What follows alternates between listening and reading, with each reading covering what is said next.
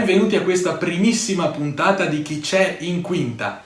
Affronteremo insieme per tutta la durata della rassegna del Comune di Verona Il Grande Teatro qualche chiacchiera, diciamo così, sugli spettacoli che propone il cartellone. Il cartellone è stato inaugurato proprio l'altro giorno dal testo difficilissimo di Michael Frayn, Copenaghen.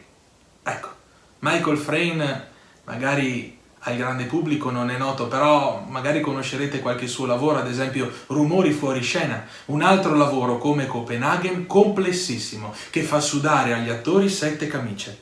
Copenaghen è un testo particolare, insieme alla vita di Galileo e ai fisici di Dürrenmatt, è uno dei pochissimi testi teatrali che parla di scienza. Questo testo è, diciamo, un gioco con l'immaginazione. Ci sono 3 spiriti e sono gli unici 3 personaggi dello spettacolo. È lo spirito di Heisenberg, di Bohr e della moglie di Bohr. Questi 3 spiriti si trovano a dibattere tra di loro, nell'aldilà, dell'incontro più famoso della fisica, e cioè quello che è avvenuto nel 1941 a Copenaghen tra Heisenberg e Bohr. Le tematiche dell'incontro restano tuttora ignote.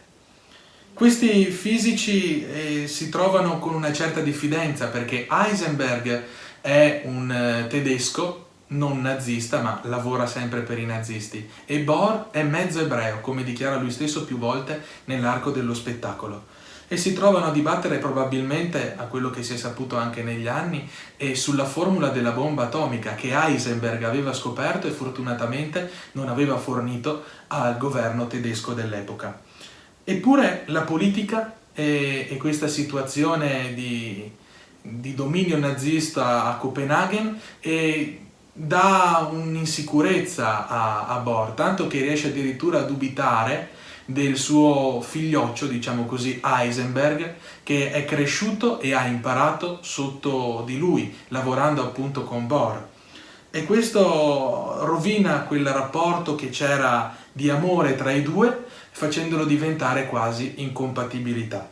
A mettere in scena questo spettacolo è un cast d'eccezione. Ci sono ben 3 primi attori su 3 attori. È una cosa più unica che rara. E il cast è formato da Giuliana Lo Iodice, Massimo Popolizio e Umberto Orsini. Vi dico qualcosa su questi 3 attori. Facciamo un po' di critica. Giuliana Lo Iodice, a nostro modesto parere, è una delle attrici più grandi che ci sia in Italia, se non la più grande, che ancora è in attività. Ha più di 50 anni di carriera e questi 50 anni si vedono. Lei riesce a stare per lunghi periodi in palcoscenico senza dire una battuta come il copione comanda, pur mantenendo una presenza importante e ingombrante sul palcoscenico. Questo testo è un testo molto particolare, è un testo verboso. E in teatro si dice testo verboso per dire testo di parola, un testo che non è fatto di grandi colpi di scena, di grandi movimenti, è fatto solamente di testo, di recitazione, per cui ci vogliono degli attori molto bravi e molto in gamba.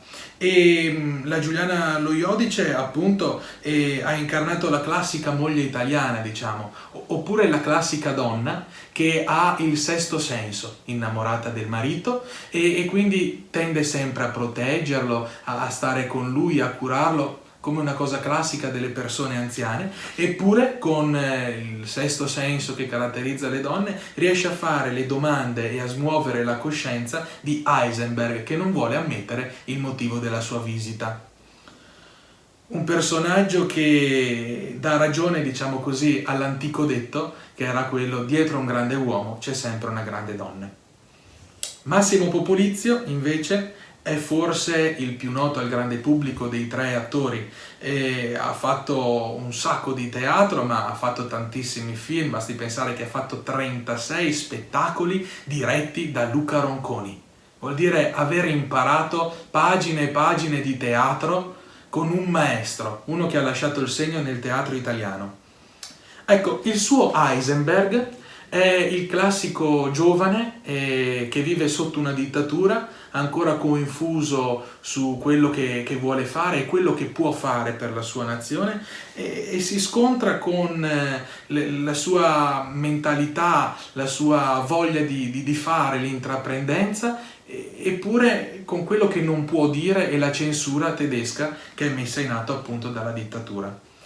È una particolarità di questo personaggio, caratterizzato magistralmente da Massimo Popolizio, che tiene la scena per tutto lo spettacolo, e è il classico comportamento del genio. Il genio che si scontra con la sua mente veloce a pensare, a progettare, e con la vita sociale di tutti i giorni. Infatti Massimo Popolizio, come entra in scena e parla con Umberto Orsini Bor, inizia subito a commettere un sacco di gaffe, e questo aiuta a capire il personaggio che ha voluto costruire Popolizio. E infine c'è il grande maestro, Umberto Orsini. Umberto Orsini è uno dei più grandi attori italiani, insieme a Glauco Mauri, Eros Pagni, lo stesso Gigi Proietti. Il suo Bor è un anziano arzillo che vive nella tranquillità, senza grandi problemi, e cercando sempre di mantenere il quieto vivere tra tutti, eppure è ancora capace, come dimostra più volte nell'ambito della fisica, di infervorarsi e di arrabbiarsi o scontrarsi addirittura con il figlioccio che è appunto Heisenberg, fatto da Massimo Popolizio. Ecco, questo è uno spettacolo che permette di vedere una grandissima prova d'attore da parte di tutti i membri della compagnia. È una macchina infernale che mantiene un ritmo incredibile, essendo tra l'altro, come ho detto prima, un testo verboso, necessita di una grandissima memoria, di un grande sforzo fisico, perché questi tre attori sono sempre in scena, non escono un momento e continuano a muoversi, a parlare. Un personaggio, soprattutto quello di Umberto Orsini, che difficilmente un ventenne potrebbe mettere in scena, per non parlare di quello di Popolizio. Ci vuole una forza fisica, un talento che questi tre signori hanno dimostrato di possedere. E proprio vado orgoglioso adesso di presentarvi con Umberto Orsini, proprio il primo attore di questi tre primi attori tra di loro, e siamo riusciti a fare 4 chiacchiere, una brevissima intervista che ci ha concesso dopo l'incontro con gli attori, e dove ci parla un po' del teatro di oggi. Ma vi lascio l'intervista. Innanzitutto grazie mille a Umberto Orsini per averci concesso questa veloce intervista, e la prima domanda è: qual è la difficoltà di un testo verboso come questo? È quello di non farlo diventare noioso, ma farlo diventare un suono accattivante e coinvolgente. Questa è la nostra missione. E dopo anni di carriera come la sua, con grandissimi successi, l'emozione predominante quando si sale su un palco qual è? Ma in realtà io emozioni ne provo poche, le provo soltanto quando affronto un testo per la prima volta, poi quando io sono sicuro di quello che devo fare, cosa che in realtà, avendo il privilegio di fare una cosa ogni 2 anni perché le programmo con molto tempo prima, in realtà tutta la mia paura finisce nel momento in cui mi accorgo che la commedia va bene. Allora se la commedia va bene, il mio impegno è di farla andare bene tutte le sere, ma non si può avere emozioni in questo caso, bisogna avere molta lucidità, e quindi io sono uno lucido in teatro. Grazie. E come ultima domanda, un consiglio da dare ai giovani attori?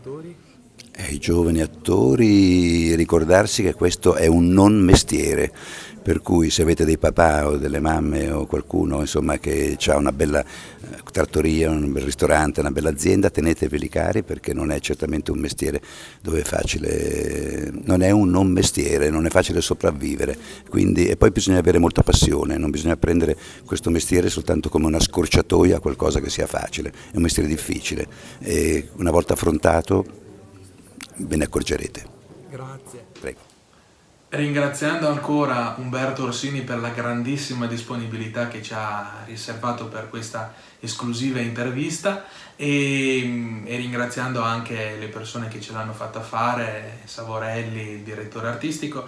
Ecco, concludo facendo un piccolo cenno su il regista, che è Avogadro.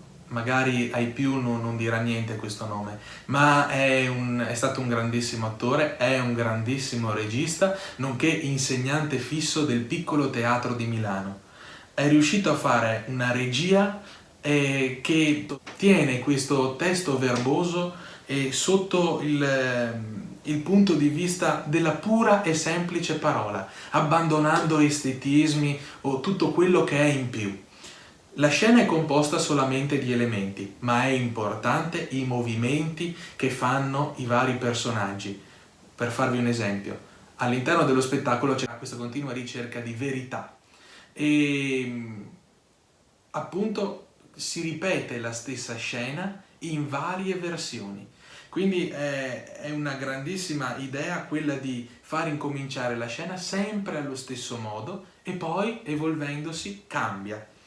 Un'altra grandissima attenzione che ha avuto il regista è quella dei movimenti, che sono studiati e curati al millimetro. Più volte Orsini e Eisenberg, nei momenti più coincitati, si trovano l'uno di fronte all'altro e in mezzo a loro due c'è la moglie di Bohr che si trova a fare, l'unica donna tra l'altro in scena, si trova a fare da giudice. Da voce fuori campo spiega come se avesse un superpotere quello che succederà in scena e i movimenti hanno aiutato tanto. Non ci sono grandissimi giochi di luce, ci sono tra l'altro solamente 2 effetti speciali che sono significativi, ma è tutto studiato sul movimento, sulla recitazione e sull'essenza dell'attore, quasi da manuale. Gli unici 2 espedienti che sono stati trovati come effetti speciali sono all'inizio e l'arrivo dal fondo della scena delle formule fisiche che fanno già capire la complessità della mente degli attori e dei protagonisti, i 2 fisici. E alla fine, di sicuro impatto, è la bomba atomica. Quando si capisce che Heisenberg non ha dato la formula e ha evitato che succedesse in Europa quello che è successo purtroppo a Hiroshima. E la bomba a chiusura dello spettacolo, diciamo così, aiuta a capire che la ragione non ce l'hanno né Heisenberg né Bohr, che si accusano entrambi di aver fatto degli errori. L'unica ragione è stata quella di non aver inventato la bomba atomica e soprattutto di non averla utilizzata. Bene, questo spettacolo è stato stupendo e la rassegna è iniziata alla grande.